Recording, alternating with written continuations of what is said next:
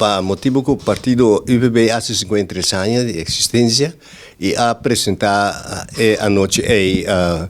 candidato novo ou pessoa que afiliada ao partido e uma pessoa que lo atende uma charla ou uma apresentação de economia de Bonaire e que havia também com lema para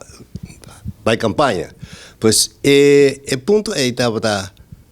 a noite estava uma noite significativo para motivo que depois de pouco tempo o partido está tendo agasalho ou uma rueda de prensa e botar que tem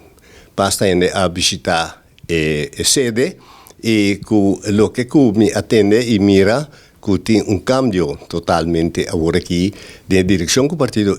UPB que vai e essa identificar que é influência e impacto que rueda de prensa assim que atravessa nossa comunidade onde que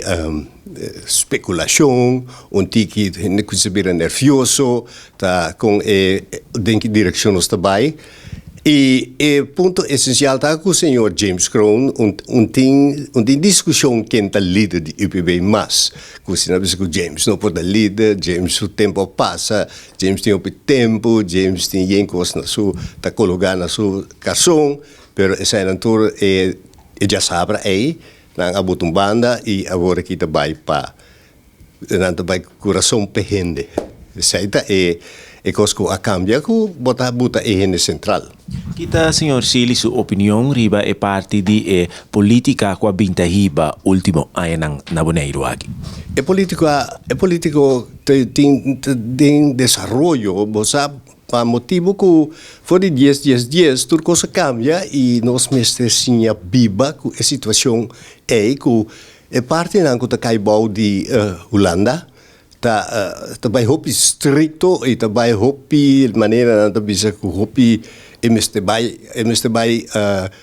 a pie da letra e que ele não porque da balha tetele que se não estava da tempo não estava da